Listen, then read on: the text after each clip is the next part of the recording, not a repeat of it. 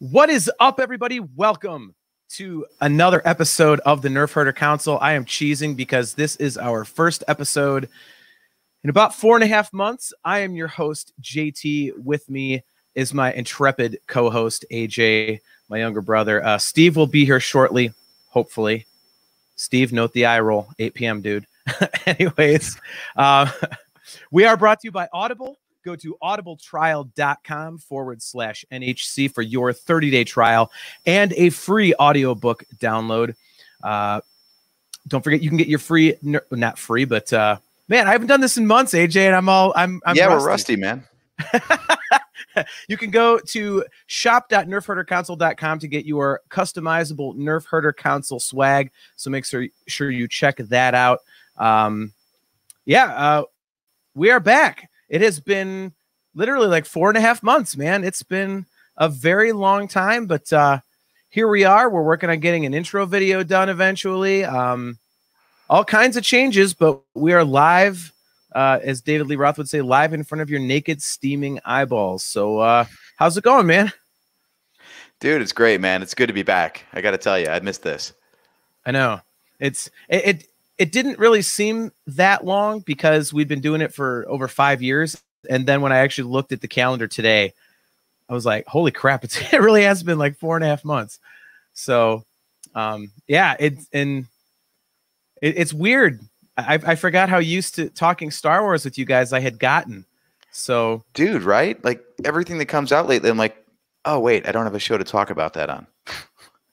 It's been really weird. Right. Yeah, it's like conversational constipation, right? Yeah, I've been asked so many Star Wars questions over the past few months, and I want to say, oh well, yeah, we talked about this on my show, but we didn't talk about it on my show. Right? Yeah. So, so there's that. But yeah, a lot of stuff has gone on. I will say I'm disappointed. I'll do a quick story and then let's get into the meat of tonight's topic. But I'm a little disappointed in Cinemark Cinemas because I was going to book a private showing of Harmy's edition of Episode 4, and I was doing it for an animal shelter up the street from me that kind of works with horses. It's a dog and cat shelter, but they also work with horses. Being out here, we're kind of rural, and so they do that. But they also kind of like have a soft spot for special needs animals, which AJ, you and I helped out with Coda up here in Cleveland for many years. That was a special needs animal shelter that I was on the board of directors for. And Cinemark had this thing where you could rent a theater and bring your own DVD or Blu-ray and have up to 20 people watch it with you. Well, I put out a notice on Facebook. I said, hey, I kind of want to do this. Would anybody be interested in paying $15, a seat? And all the money would go towards the shelter. And I got a ton of responses. So I was like, okay. So I called the theater. I, double checked some details. This is a Wednesday night. I go Thursday morning to book it, and the option is no longer on the website. I couldn't believe it. So I was all set. News stories about how movie theaters got nothing to do while they're shut down. Yeah, I don't know if they only had it until the end of October and all the showtimes sold out, but there were plenty of dates and showtimes available on Wednesday, and it just sucks. I was all set. It would have been at least $300 for the shelter up the street, which is a lot of money, and we would have got to watch the unedited versions of A New Hope if they looked like they would look today. So yeah, so it didn't happen. So chat me up here. What's this Harmy edition you said it was? Yeah, they're called the despecialized editions. And oh, okay. I've heard of those. Yeah. Yeah. So basically, the easiest way that I can describe it is to say, imagine if what came out in 1977, that version on film, actually came out today with that kind of that the video quality and the audio quality and stuff like that. So that's the best way I can describe it. And so I have them. People still want to see that. Oh yeah. There's a huge interest in that, ironically. And people are there. there's this soft spot that people have for, these movies that are not the special editions, that don't have the cuts. And it's crazy to me because so many of these people they never saw it to begin with. So I can't, and I've seen a lot of people actually complain, that's not the real version. And I'm like, you never saw the real version. Like, how do you know? Mm-hmm. So it's a very interesting concept, but I think the interest is there because people want to see, for lack of a better term, what's missing, because they're so used to seeing the special editions. So, but yeah, so that was a missed opportunity, which I'm kind of bummed out about. But I'm still looking for other theaters and other opportunities because obviously the interest is there. So it'll be fun to, try and get that going. So, that being said, I figure I'm so bummed out about it. It's been an emotional few weeks. That happened, and then Eddie Van Halen passing away, that really sucked. Dude, yes. Holy crap. I didn't even know that guy had like a cancer relapse or anything. Yeah, it was known for a while. He's Eddie and he doesn't go in the public, so I didn't realize he was battling cancer again. Yeah, it's been for a while. And if you read the tea leaves and stuff like that, things that David Lee Roth has said and other people around him for the last year and a half, it's not been good. So, but yeah, so I mean, there's a couple bummers in there. I won't get into the Van Halen thing here because we're here to talk Star Wars, but that and not being able to do the dog shelter thing I wanted, and thankfully here we are doing this. So this is a massive positive. So that's very cool. So yeah, because it's really just been the last couple of weeks that have been bummers. I mean, everything else this year has been fantastic, right? 2020 is awesome. It's such a good year. I will say this. Yeah. Anybody out there who, at the end of the year on Facebook or social media goes and posts those things that say, oh man, this year sucked, man. It was such a bag of crap. I'm going to make next year awesome. I think now you really know what a crappy year is. So yeah, maybe count your blessings moving forward. But so anyway, yeah, what I wanted to kind of get into tonight, because we do record every other week on Wednesday nights. By the time we do our next episode, we will have seen the first episode of The Mandalorian season 2. So I kind of wanted to get into that and discuss what we're kind of expecting from it, because there have been so many rumors about who's going to be on, what characters, how big of a role they're going to play. And that's just on the surface. I mean, for those of us that are like, big nerds, that, nerds like you and I, there's things like the Darksaber and how's it going to tie into, the Mandalorian culture and the Siege of Mandalore and all this other kind of stuff. So I'll start with you. So what are you hoping for from this season of The Mandalorian? I'm hoping they don't lose a tight focus on the characters. I know it's weird to come out with a negative right off the bat, but like we've heard all these rumors, right, about all these characters that are going to be in it, and there's only so much screen time. I just don't want them to lose sight of who the story is actually about while they're busy trying to fold in all these larger storylines to The Mandalorian, Okay. Yeah, no, I think that's valid, and I actually agree with you, because one of the cool things was it was kind of, as much as it looked broad and expansive like a Star Wars movie would, it really was very character driven, and it was a kind of a very personal take on a larger seeming type of story. So I completely agree with you. Like I think you kind of don't want all these cameos, like they're talking about Boba Fett and Ahsoka and all these other things. Like you don't want that to take away from that interpersonal thing that you've built up with, the main characters, and especially, the Mandalorian and Baby Yoda type of thing. So I agree with you on that one.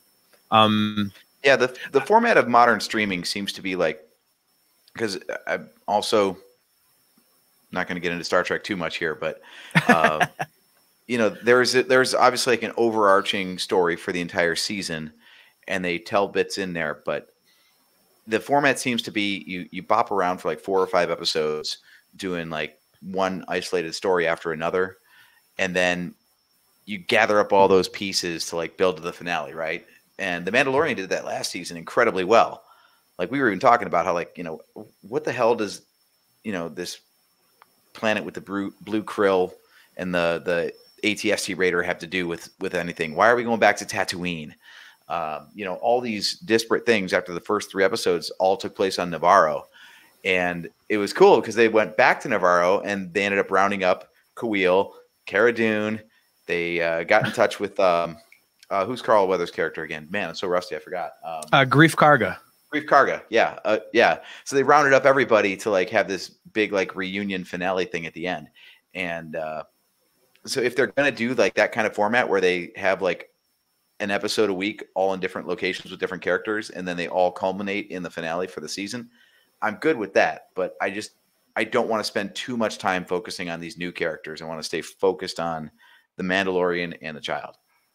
Yeah, I think I agree, because it's if they start immediately branching off from what we established in the first season, I don't know if I'm not really a fan of that. I would say, just because we know there's a season 3 and a season 4, so if they start getting away from what made it successful like immediately, then I don't know how much I'm going to be interested in that. I think it might be kind of cool if they have those characters kind of like as shadows in the background.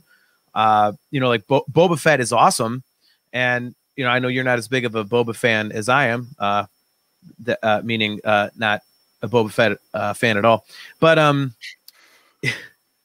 you know, it's like to just all of a sudden bring him in there as a main adversary right off the bat. I think kind of seeing him here and there and like teasing that he's out there as that kind of when something's going bad in an area where, you know, Boba Fett might be, that'd be kind of a cool tease to keep, you know, stringing along until later, you know, as the series goes along, I think.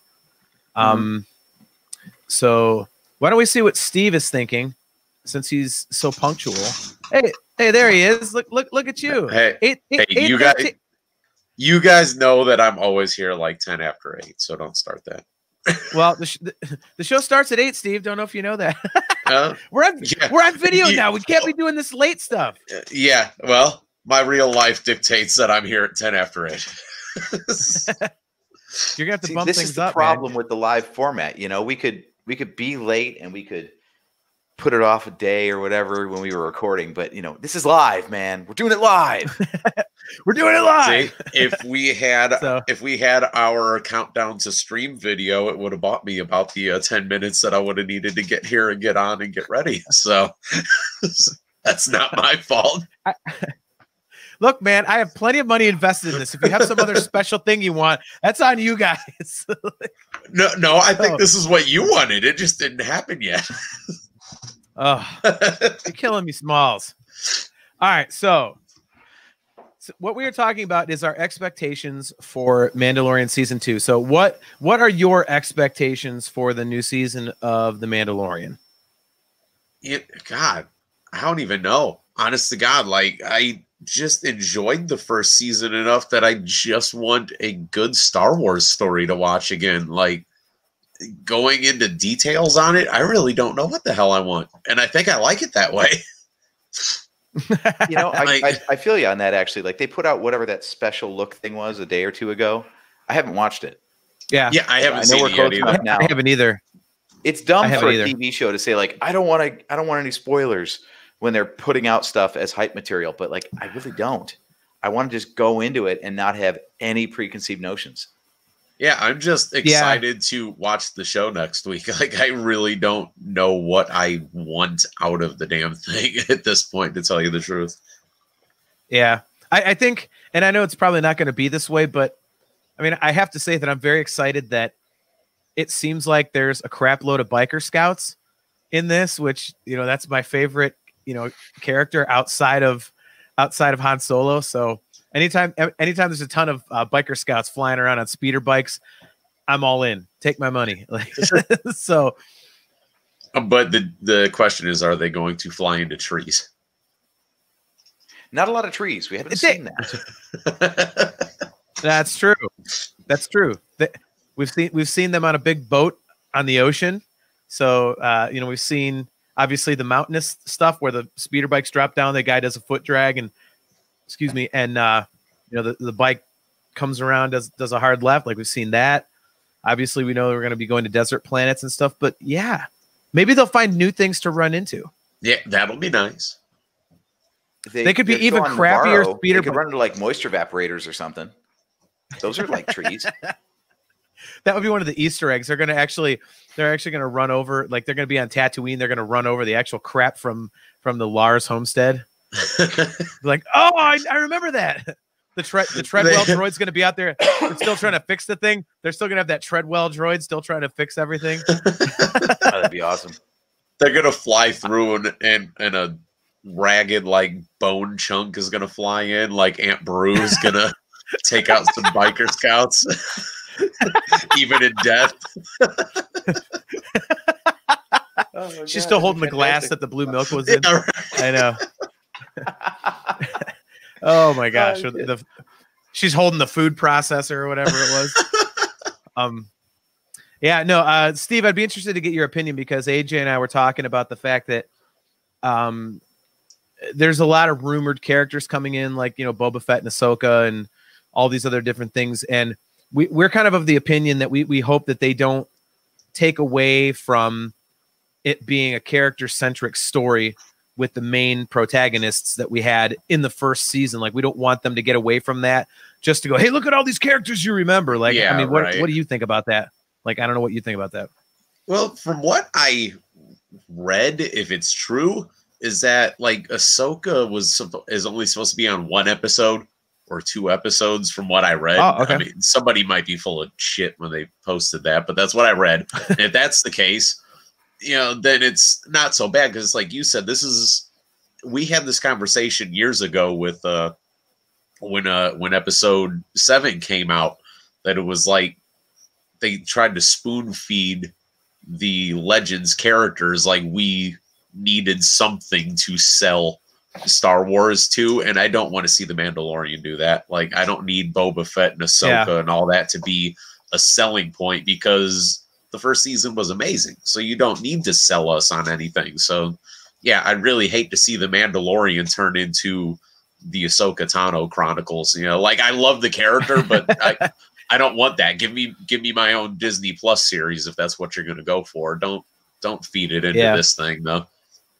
Well, that seems to be like the way to go these days, right? Is like you hint at some other things you might have ideas about in your main series, and then if the fans like erupt over it, then you're like, oh, well, guess what? We've just greenlit a series now. Yeah, like, they're dipping their toes into the water, you know, and they're gonna wait for the focus groups to come back and tell them how much they love Ahsoka, and then next year, guess what? Ahsoka Tano Disney Plus series.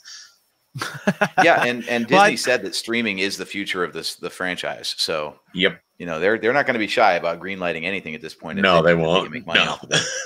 Yeah. Well, and I think you know, an Ahsoka Tano series is pretty much, if that's not a given, it's got to be as close to one as there is, because how many times have the fans asked for more Ahsoka and everything? So, you know, I don't think that's, you know, telling tales out of school to say that there's going to be an Ahsoka show. Yeah, I'm sure there is. The one thing we know of, though, is that Star Wars is not guilty of star stuffing. Like, you know, Daniel Craig was a stormtrooper in Force Awakens. It wasn't like they cast him in some major prominent role. Like, hey, here's James Bond in Star Wars, guys. They're like, no, we put him under a helmet so you didn't even see him. So, like, just because like the rumor is Rosario Dawson is the one playing Ahsoka, that doesn't mean that because they cast such a big star person in that character that we're going to get like a ton of Ahsoka Tano and totally overshadow the Mandalorian. Sure.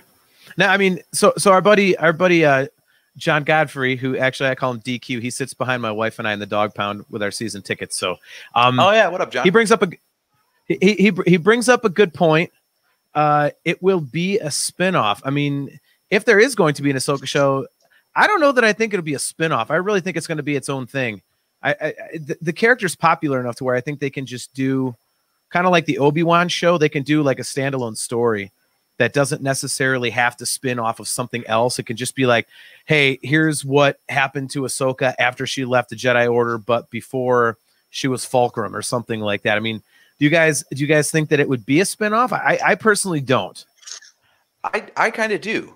It depends on what you define as a spinoff, because I could see the cameo coming in Mandalorian, and then that rumored live action Rebels sequel, which would take place allegedly after Return of the Jedi. So pretty much in this time period. So, you know, the events of that series might, you know, cross over a little bit into the Mandalorian. Not really a spinoff of the Mandalorian, but they are telling stories in the exact same time period. Okay. Yeah, I can see that. Like, I can see both of your points, actually, where maybe they do something that tells the story that the missing part between Rebels and where she comes into the Mandalorian, or they could just, like you said, AJ, just tell like we said, dip the toes in the water and then have her leave, and then you start to tell a story that's going on at the exact same time as what we're watching in Mandalorian too. They could easily do both of those. So, I mean, especially with the rumors that Sabine Wren might show up as well. And they left the ending of Rebels was her and Ahsoka going off to start looking for Ezra. So that would line up like perfectly if those two Rebels characters show up in the Mandalorian. They, you know, cross paths on their search, and then boom, you got this whole other series if you want to follow those people. You know, yeah. Again, I hate to keep bringing it back to Star Trek, but that's exactly what they're doing. Like, they had the Enterprise show up in the last season of Discovery with Captain Pike and the crew as it was before Kirk and everyone took over. And then everyone loved seeing the Enterprise so much. Boom, they greenlit a series called Strange New Worlds that's going to be the Captain Pike era of the Enterprise.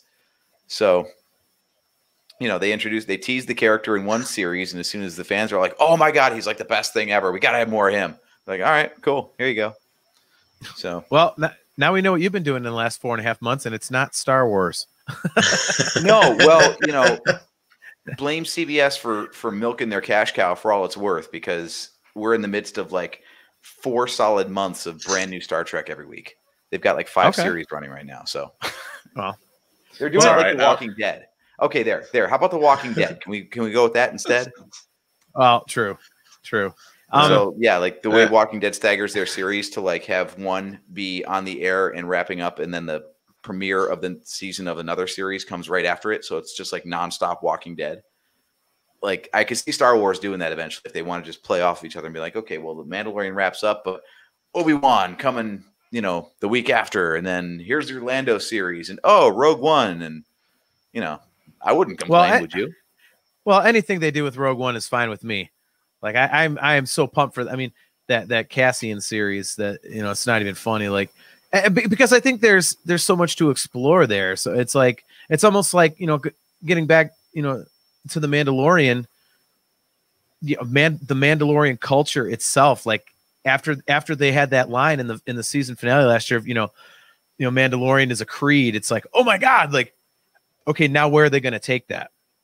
And knowing that, you know, Dave Filoni had a bigger hand in this season, and how he really liked throwing a bunch of that Clone Wars stuff into, you know, the first season of The Mandalorian, I'm very interested to see where they go with that. Because, you know, the Mandalorian stuff has always been like one of the biggest unanswered Star Wars questions. And when they answered, you know, pretty much the biggest one at the end of that first season, it's where do you guys think that it's going to go? Because you've already seen, you know, the flying Mandalorians and, you know, kicking ass like they were in the Clone Wars and stuff like that. So what do you guys think is going to happen with them, you know, going forward? Because obviously the biggest unanswered question is, how the hell did Moff Gideon get the Darksaber? That is a fantastic question. Steve?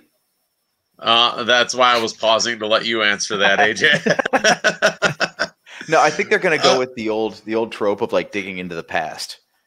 Like, we think the story is going to move forward, but they're going to they got to paint in some of the background, right? Like, how did the Mandalorians end up being completely underground, like non-culture and all that kind of stuff? Because obviously just the group that we saw on Navarro is not all that's left of the Mandalorian creed. So where are the rest? What are they doing? And so on. You gotta see what happened after Darth Maul completely screwed over their planet. Yeah. So, Steve, what do you think? Oh God, I really don't know. I'm horrible at this. 4.5 months. You're so prepared. Come on, we're asking for fan was fic. too You've gotta busy have tons, binge right? watching The Boys. I didn't have time to deal with Star Wars. Damn it! Well, you're 2 episodes. I still haven't finished the last 2 episodes, so you're 2 up on me. Yeah, because it's a new story. I just want to see it go forward. I really don't want to see too much background, but at the same point, AJ makes a good you make sense when you say that there's questions that need answered, so you do have to go back and explain things to an extent. Like you can't just have the Darksaber show up in the last episode and not explain why the hell he has it. So it's got to go backwards. But whenever I think we've talked about it before, that like when we get these new stories, I just want to see them move forward. So I want to be surprised by something, and I don't want to see any back story stuff because it's going the wrong direction at that point. I just like new stories. Where was the last place we saw the Darksaber? Was that with Bo-Katan? Didn't Sabine hand it off to Bo-Katan in Rebels? Something like that. The last time I remember seeing it, Sabine. That's what I remember. Yeah. Okay, that's obviously that's what I remember. The Empire took it between Rebels and this show. Yeah, because like the freshest one in my mind was rewatching the Clone Wars. So the freshest thing in my mind was Darth Maul having it. But I know last time I saw it, Sabine had it. Wait a minute. It's been so long since we've been doing the show. Did we even discuss that last season and the finale of Clone Wars? Because no, but I don't think so. I have that on a list of topics to go over so that we can actually prep and watch it, because I watched all but I think 2 episodes, and I know the last couple I was just like, wow. So that's something we should all like make a point to watch, and then we'll do an episode about that because it was awesome. Yeah, I definitely Wait, so you finished watched the whole everything thing. I got to go back to. No, I think I missed a couple in the middle. There was like one here and one there. Yeah. Okay, so you saw the lightsaber duel between Darth Maul and Ahsoka. Yes. Yes. That's some of the best Star Wars we've ever had, man. Yeah, I got to go back. I got to go back that. and watch it again. But yes, I watched the entire thing, so I just got to go back and do it again so it's fresh. Yeah. Yeah, that is on my list of topics. I have a good list built up after 4.5 months of not doing the show. So it's 3 things. Yeah. No, like my take on the whole Darksaber thing is that, you know, like you said, the last time we saw it was at the end of Rebels with, you know, Sabine handing it off to Bo-Katan, and unless I'm wrong, I could be.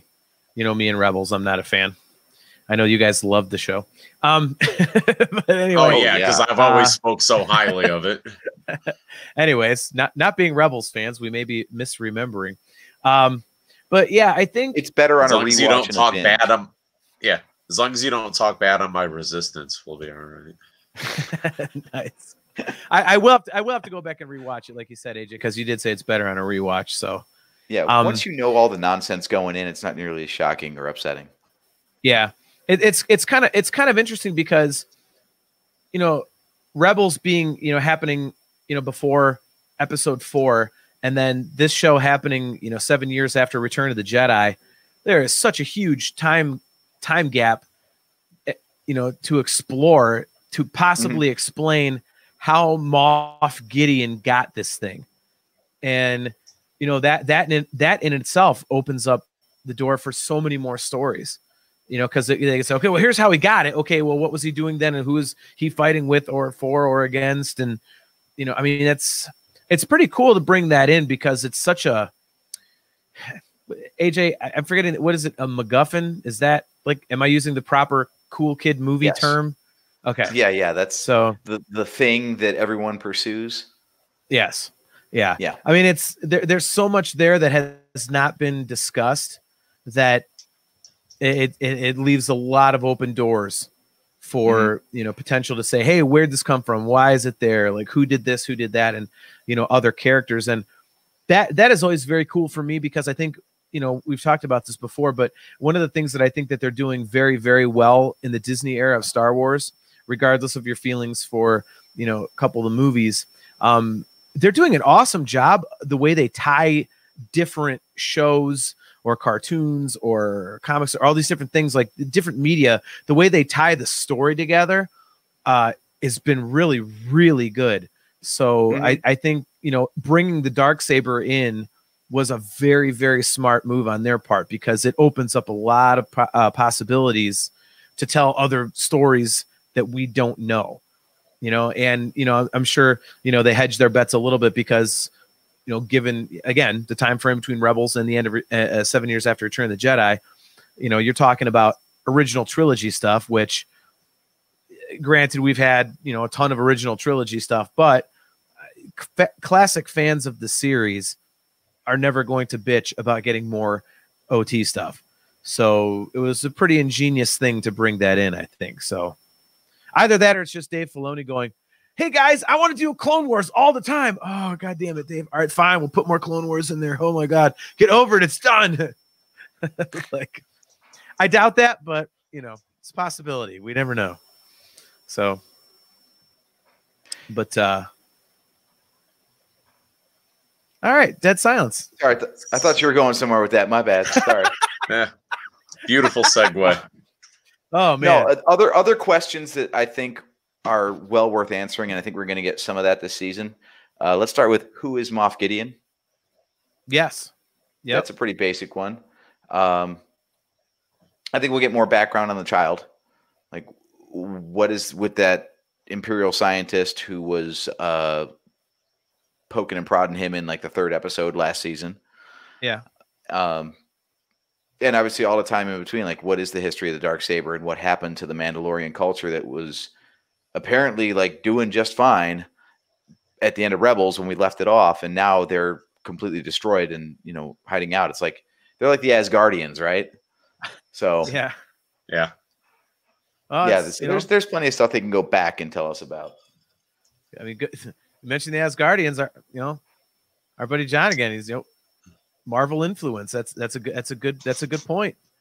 Mm-hmm. Are they going to just start branching stuff off, and it's going to be like the MCU? I'd be a fan of that. Yeah. I think that would be excellent personally. I mean, it's a proven moneymaker. Why would they not want to go that way, right? Yep. I completely agree. The Moff Gideon question, I think, he obviously has a whole bunch of Imperial stuff at his disposal. So how important was he? Or are we going to find out that he actually wasn't an Imperial? Maybe he was a rogue Mandalorian, and he just kind of like, commandeered, Imperial stuff after the Battle of Endor so that he could, further his whatever. I mean, maybe there's going to be that plot twist, you don't know. Yeah, got him. I think they already made back that $4 billion, but we'll see. I believe they're in the green already. If they're not, they need to get some new accountants, man, and figure out how to balance them books a little better. Yeah. So I don't know. We don't know what hush money costs for top name directors. So yeah, when you have like 7 per movie, right? This is Disney and their movies that are like the Browns and coaches. Like, they're always paying like 3 at a time, but only one's doing the job. Right? Yeah. Except Disney proves that they can make winners. Ooh, Steve, that hurts. Steve, bad week. Bad week. You are already late tonight. Don't be piling on. All right, you're already in the doghouse. It's so easy to, though. We're 4-2. Shut up. Hey, I will be perfectly fine with our 10-win season and getting blown out in the wild card. I'm perfectly fine with that. Okay. I agree Me with too, that. actually. Yeah.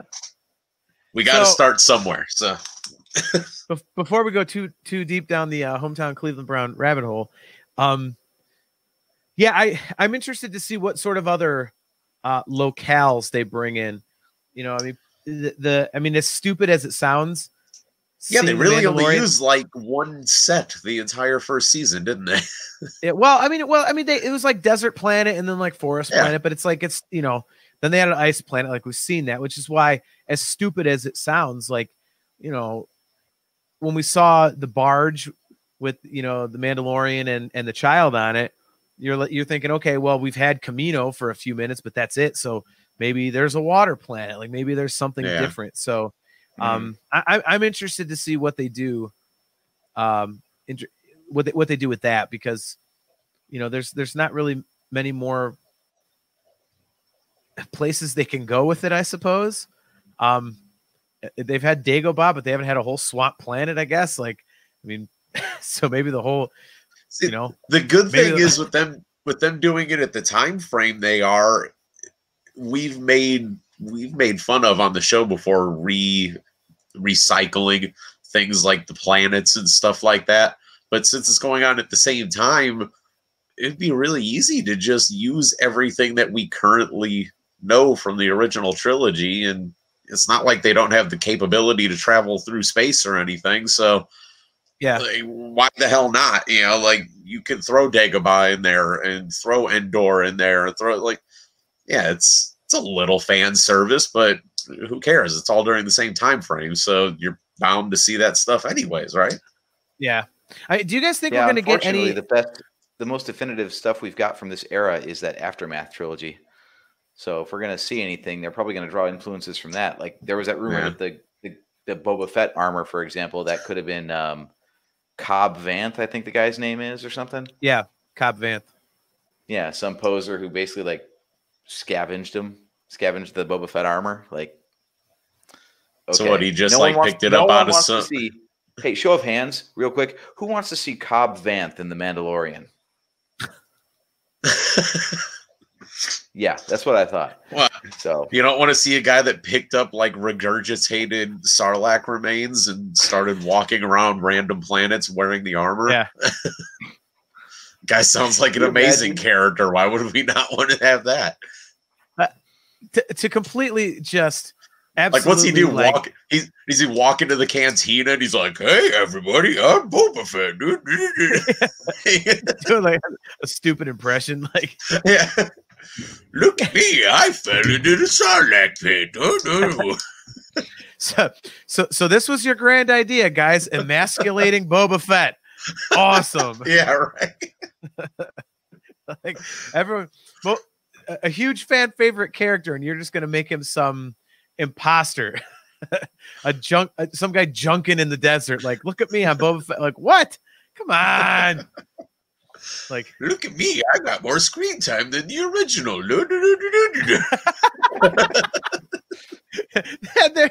There's our question. Will Boba Fett have more screen time in season 2 of The Mandalorian, or will he have had more screen time in Empire and Jedi?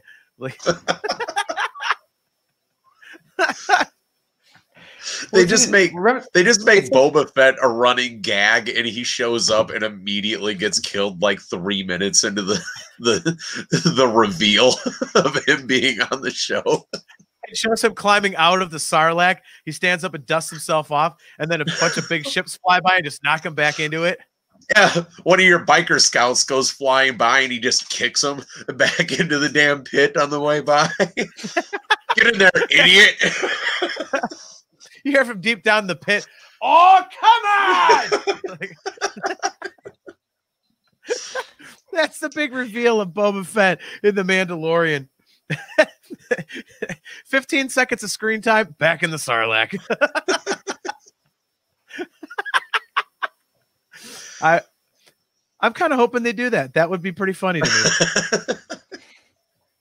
Well, if they're going to go the MCU route, they got to go for a cheap laugh at some point, right? So might as well be that. I'm down with that. Yeah, overall, I think I'm hoping for, I don't know. I'm hoping that it sounds really it's really generic. But I think I keep coming back to thinking, I hope that it's as centralized as the first season was. Like, as vast as it seemed really tightly focused on, you know, the relationships and what's happening on screen. You knew there was a much bigger universe going on out there and so many more things to explore, but they didn't focus on any of it. I kind of liked how it was so zeroed in on the Mandalorian, and kind of they made such an awesome balance between him being actually a hard-ass Mandalorian and then kind of softening or expanding as the season went on a little bit. I hope they stick to that kind of format. So, I mean, we've talked about, we hope they don't bring in a ton of these legacy characters to kind of take away from that. But even if they do, I hope that they do it in such a way that the style of storytelling from season 1 isn't affected. Does that make sense? Yeah. Oh yeah. Yeah. The one thing that seems obvious is they had at least an inkling that this might be kind of a big deal. So I think they wrote season 1 specifically in a way that they knew where it would go if they got season 2. Like, I think we're done with the days of like, well, we'll do it for a season and then see if anyone likes it. Like, they kind of knew what they had on their hands. Yeah. Especially with the volume. Is that what they call it? The big 3D stage? Yes. Yeah. Yeah, like they knew that was going to be like hot shit. And surprise, surprise, like, how many news stories have you guys seen where all these other productions are like, such and such will be filmed like The Mandalorian using a virtual set? And like, yeah, okay, so that is the future right there. So, like, I'm not worried about this season feeling like they were scrambling for ideas because they didn't know where to go next. Yeah, it felt like they always had an idea of like, well, it's very much like episode 4. If you really tie it back, like, if this is all we get, then this is the story we want to tell, but we know exactly where we want to take the story if we get the chance. Yeah. No, I completely agree. It's very original trilogy, if for no other reason.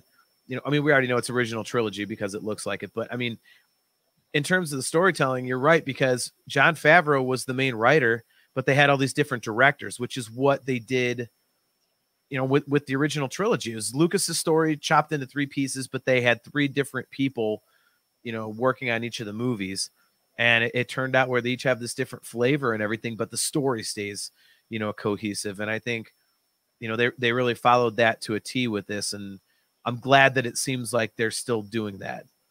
Not that they wouldn't for a TV show. So I guess maybe that's a little bit, you know, it's kind of an obvious thing to say, but I think after, you know, if they're going to do, you know, the let's just see what happens kind of philosophy with their tentpole films, who's to say what they're going to do with, you know, a television program? So, yeah, I'm glad they did it that way. I like that they're still doing it that way. You know, it was so cool how, you know, that first season, like, it just, each of the episodes had such a different feel, but everything was so intertwined. I mean, it's, again, I feel like I'm making obvious observations here, but I don't think it's really been talked about enough, because people are just like, oh, it's either good or it's bad, and, you know, certain aspects. But I think there's so many vibrant colors to this series in the first season that, you know, you've got the prequel trilogy stuff, the original trilogy stuff, you've got like the Clone Wars stuff, and, you know, there's the humor, and I mean, there's really something for everybody, but the story is just, it's so cohesive in the middle that, you know, I love that aspect of it. It was all over the map, but it wasn't, if that makes any sense at all. It does, because there's not one episode that you can't pluck out and just watch by itself and go, well, I need to know what the hell happened before and after this. Like, everything had its own little story, yet everything made sense to continue to the next one. But like, if you never watched it before, you could randomly pull out episode 3 and just watch it and be fine without knowing everything that happened before and after it, I feel like, you know. But you're absolutely right about that. Yeah, I mean, you bring up a good point, Steve, because I mean we've talked in the past about how with Rebels they had those episodes that kind of seemed like throwaway episodes, like they seemed like they were off the plot, and you're like, okay, well, how is this furthering what we're going for here? And the Mandalorian kind of had stories that were like that a little bit. They seemed like that, I would say, right? But they actually do serve the greater story when you look at it. And yeah, there was always something. Like even if 40 minutes of the show didn't really make all that much sense, there'd be like 10 minutes at the back end that you're like, oh, okay. Yeah. The one episode that didn't follow that pattern was the 6th one, where they did the prison break. Okay.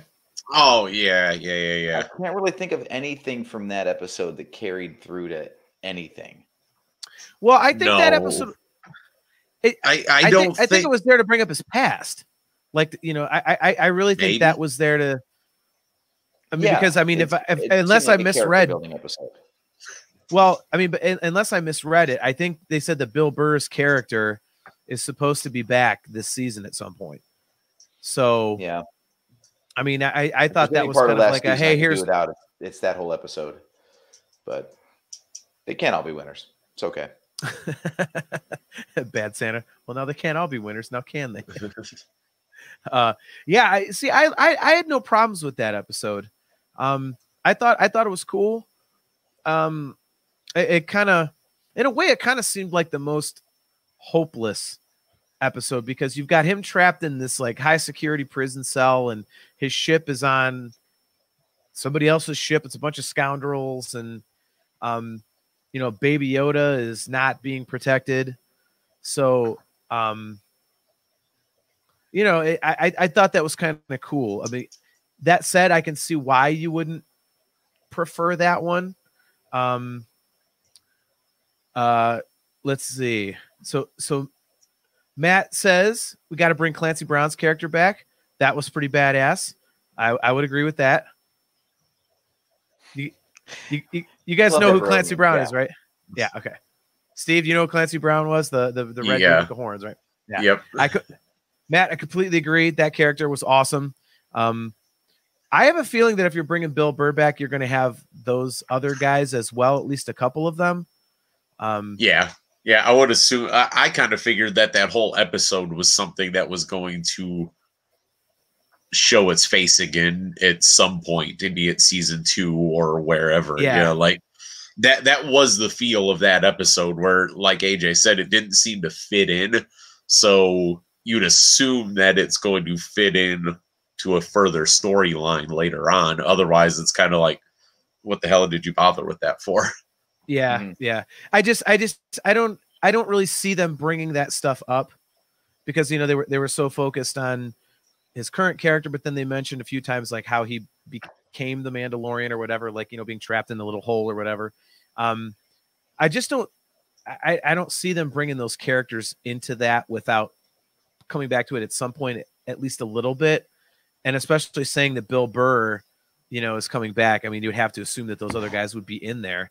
You know, I don't think they would just be in there and be like, okay, well, you beat us. You know, we beat us. So, you know, yeah, I mean, here's another one. Merl came back on The Walking Dead. Same thing. I agree. You know, I completely agree with that. I don't see why they wouldn't. I mean, the characters, I would say, were popular enough. I mean, I don't think anybody was complaining about, you know, the band of thugs that he was hanging out with in the 6th episode. So, I mean, that it would make sense to me that they would do that. So, yeah, I don't know. If I had to say there was one episode that kind of seemed like superfluous to me, it was honestly, was it the 4th one with the Walker? Was that it was the 4th one.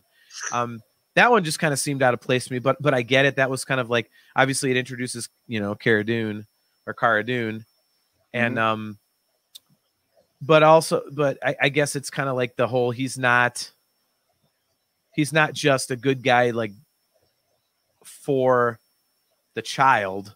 He's kind of okay. There's more to him than that. So I think it was kind of like expanding on the, you know, somewhere under the armor he's a good guy type of thing.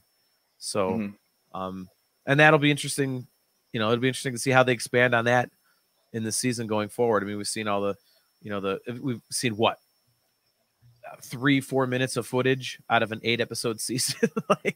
But he's got the child with him in all the shots and everything, and we still have the floating pram. So it'll be interesting to see how they expand on that aspect of his character. Camera fail. Wow, what the hell happened there? Camera tipped over. Was it your camera or your phone? Setup is so janky. Look, all of this looks way better than it actually is. Like, if I were to actually do like a behind the scenes thing, you would see what an absolute shit show it is here. So, are you still using your phone as the camera? Nope. Oh, okay. Nope. But okay, I'll make it really short because no one wants to hear this crap. The ring light. Did you build a stand out of Lego again? No. But the tripod, like the ring light is, instead of sitting like on top of the tripod, it's tilted over like this. So the camera holder in the center of the ring light is at an acceptable level. Otherwise it would be like way up here and would just look like absolute garbage. So it's off balance right now. Yeah, right. So here's what I think of the Mandalorian. AJ's doing the podcast with that 90-degree police camera view when they do crime shots. It's just like this the whole time.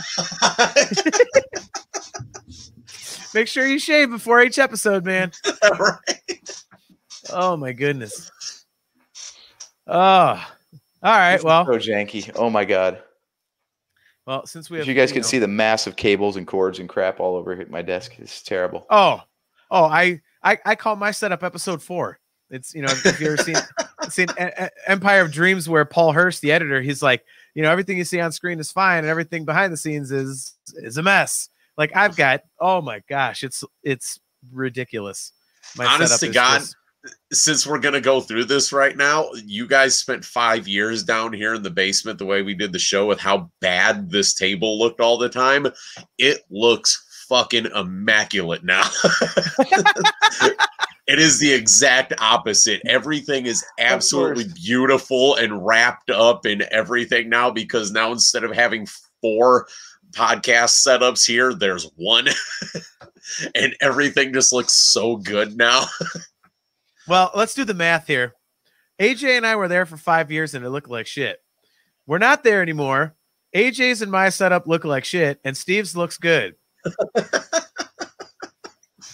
What's your point? I think those of us that go by our initials apparently are slobs. Wow. Okay. So, well, since we've gotten off topic, I guess we'll, one of you guys want to say the line? Because I don't even remember it anymore. Close up shop. There we go. Yeah. I forgot the closing line. So by my math, we are going to be doing our next episode immediately after the season premiere of The Mandalorian, right? Yeah, it'll be the week after. Mm-hmm. Yeah, nice. It's so what, it'd be the 20th? Yeah, the 30th is the first episode, right? Yeah, so it'd be November 4th at 8 p.m. Eastern Standard Time will be our next broadcast. So we will have all viewed the first episode of The Mandalorian. So we'll be, checking that out. Thank you very much, DQ. I appreciate it, man. Tell the kid we said what's up. And screw this COVID thing. We miss being in the stands, hanging out with you guys. We got to get together at a bar sometime, watch one of these games. Thank you for the compliment. I'm down. Thank you, Matthew Curry, for jumping on and interacting with us a little bit. We always like any questions and comments. But yeah, so November 4th. Our buddy Mark, for some reason, chose to email us while we were doing the show. Really? Don't go Ravens. Fuck those guys. But yeah, he's all about Mando season 2. So I don't know if you know this, Mark, but you can go on YouTube and you can comment there. You don't have to email us. Well, what would you expect from a Ravens fan, right? Yeah, not. Oh, well, you can't see that, but anyway, yeah, it's an email. Wow, man, that was very productive. Look at my white screen. Wow. Check out this white rectangle. So, It's all right. By the next episode, AJ will have the fax machine loaded up so we can just get things from that. Hey, thanks for the sex, early 90s printer.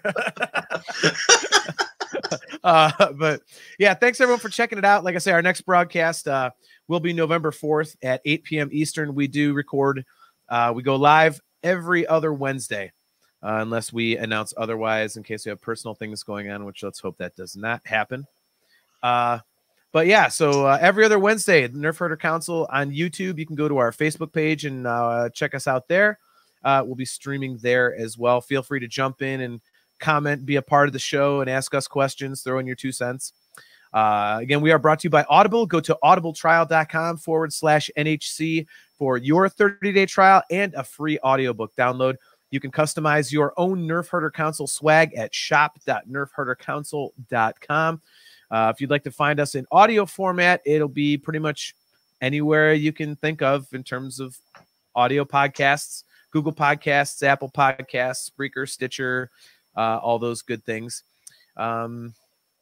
Yeah, so let's see what happens a week and a half from tonight when we see Mandalorian Season 2, Episode 1. So thanks, everyone, for checking out the show. Once again, I am your host, JT at Dog Pound Jedi. He is AJ. At Drake Adams, 579. He is Steve. At JSteve1005. And we will catch you.